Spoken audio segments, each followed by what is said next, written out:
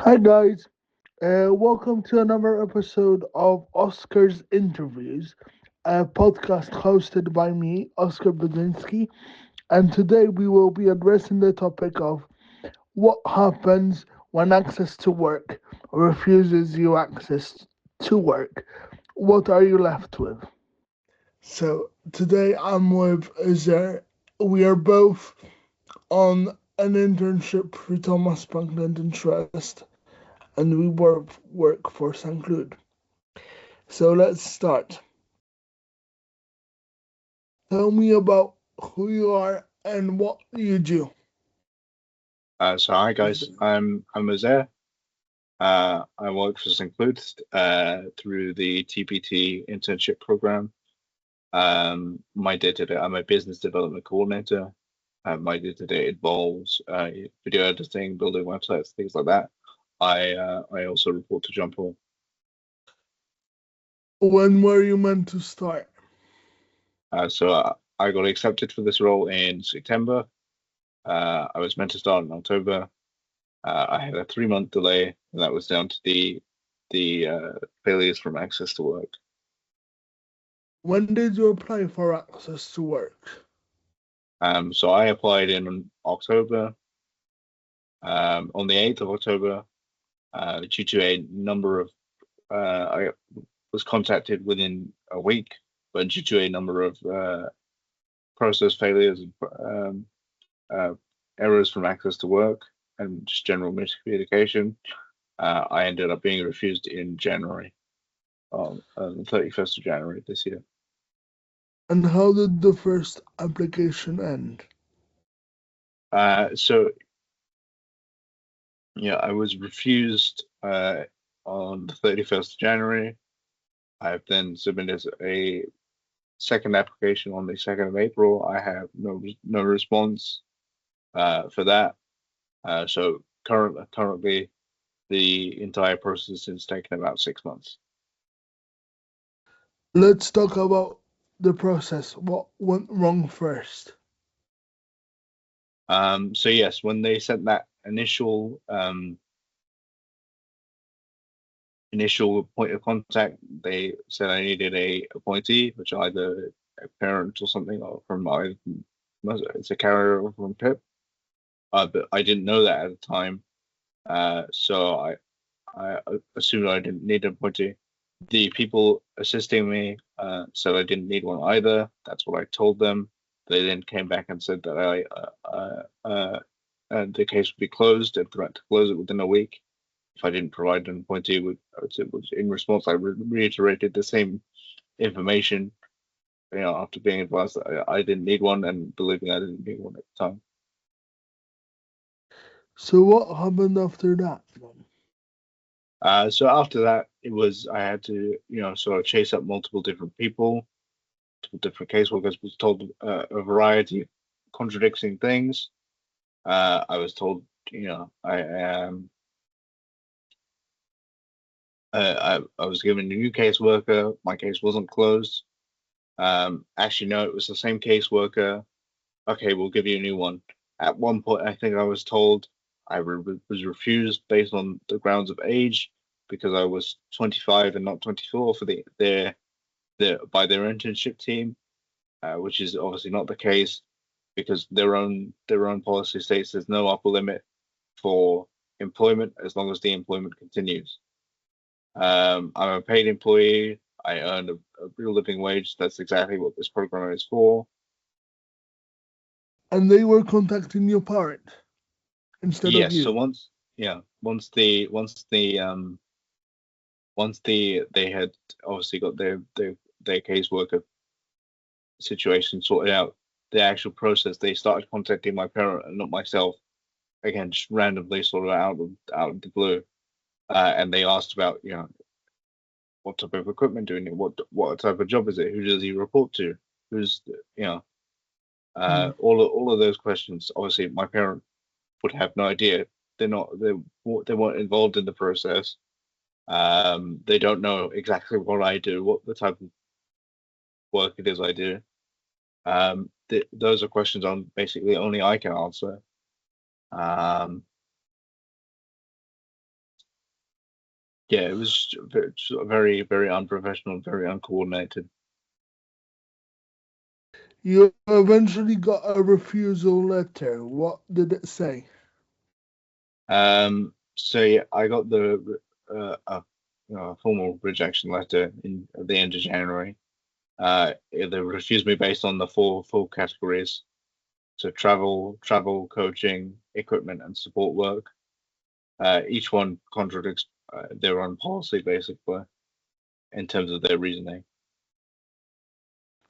Let's start with travel. That's the biggest one. Yeah. So yes, it was refused because the journey time was over 2.5 hours, and by by public transport. Uh, Again, their own policy states that public transport um,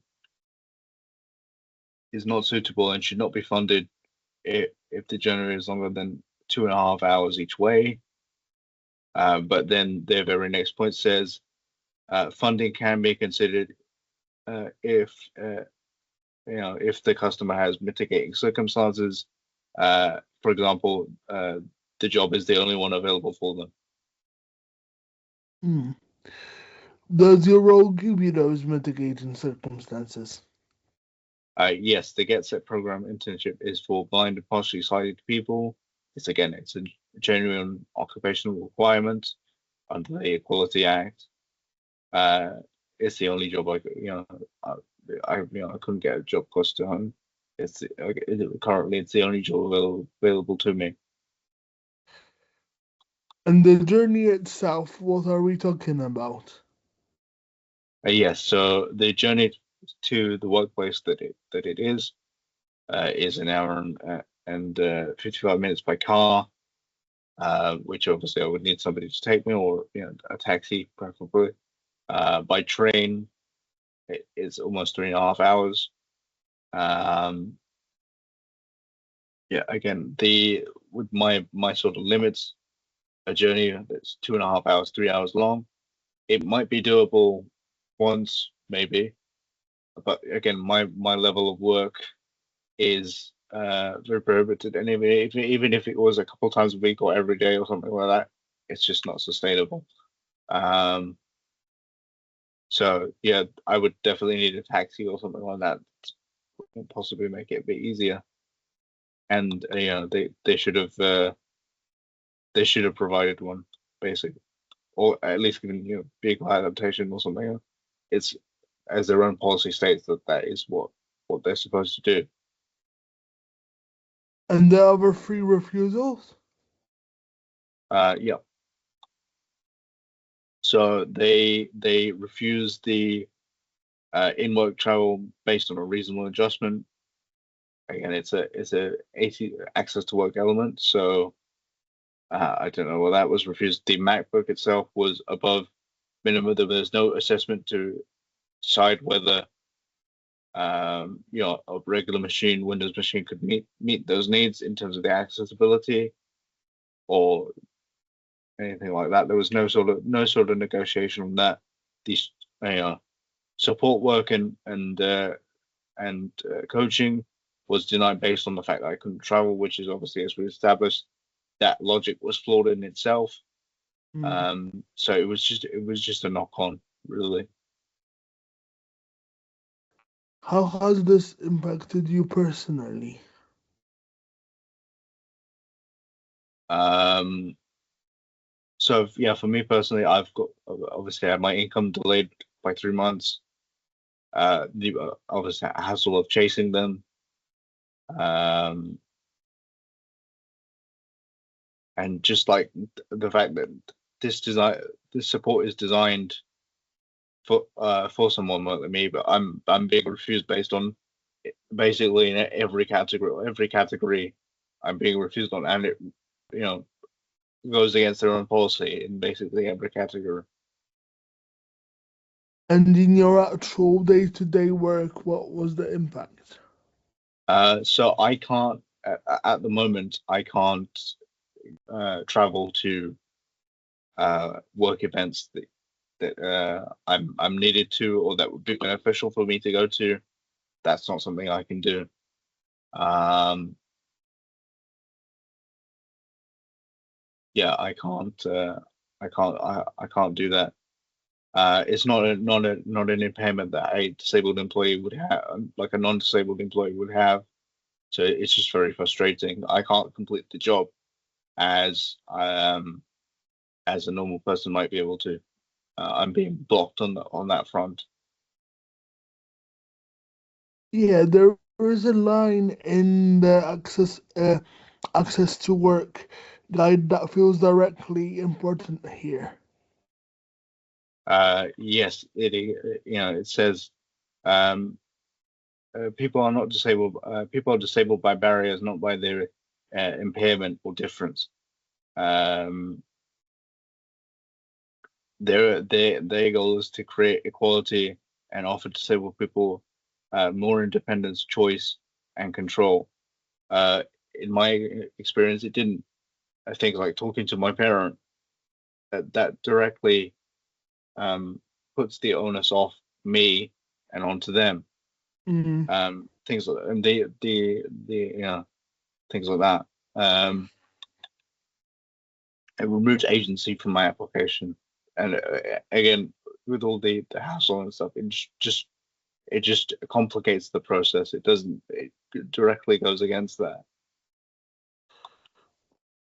what about the impact on Sanclude itself? So yes, Senclu did chasing as well. Again, that's not their job. Both the HR and John Paul, our boss, um, did chasing. That's not his job. I was accepted by Mm. TPT and Senclude. Access to it was the only block really.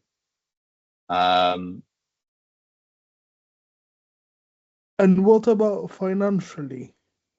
yeah. So um, yeah, financially, they're saying all of these categories, the equipment, the support worker, the coaching, they're saying the employer should be responsible for paying for that. That's putting financial pressure on them. You know, it it's really just sort of penalizing and disincentivizing an employer from hiring a disabled person. Mm. Um, Stepping back, though, what's your opinion on the whole system? so yeah, I think that it's basically just a lot of unnecessary hassle, unnecessary chasing. Just makes the whole process more complicated and longer. The appointee, um, system obviously it's a carryover from prep, and it might make sense there, but it doesn't make sense in Mm. a work context. Uh, you know, um, somebody who's working is an adult and deals with their own work. It's not something their parent would know about. Mm. They don't have any general appointee uh, requirements or rules in their own policies. So I don't understand why that's there. And the actual refusal letter, what's the problem there? Um, the letter basically it focuses on like minimum needs and reasonable adjustments and value for money. But as we laid out, um, in my particular case, this goes beyond uh, that those thresholds, and it contradicts their own policies. What does this mean for the wider community trying to get work? Um, yeah, in my case, I obviously had um, my employer back, essentially backing me. I had advisors as well, which the employer had brought in. I had a company advising me. Um, I had the backing of TPT and the employer as well. You know, somebody without that or somebody with less experience, what do they have? Mm, Um, I completely agree with it's you yeah, on that. yeah. It was just yeah. ATW was the barrier to fully accessing, fully being able to do my job. And it's such a hassle, and just a lot of work to even speak to the right person in the first place. Um, not even get an assessment or anything like that. It really just disincentivizes disabled people who want to work, Mm, um, or maybe disheartening, and really just penalizes them basically for actually wanting to work rather than you know helping them. It should be a help. It shouldn't be a hindrance. mm. Is there any final words you would like to say? Yeah, like I said, this isn't sort of an attack on them. Like I am glad to be working. The employer's been very very accommodating. Um, but it's just these little roadblocks. The second application is in. We'll see what happens with that.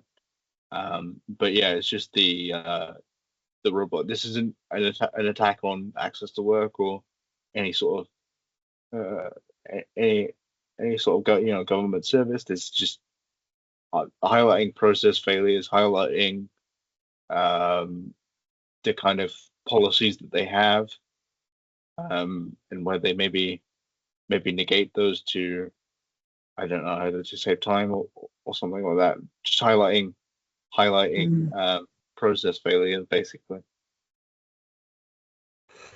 yeah, thank you so much for the interview. It was really eye opening. I will be in contact with you to do another interview, that's for sure. But yeah, I just hope that this makes a difference and changes the necessary system to get disabled people back into work and to actually help support them when needed rather than feeling like they don't belong or they don't deserve to work, which is ridiculous. Yeah, that shouldn't be the case. It was great talking to you. I hope this helps as well. Thank you. Bye. Bye.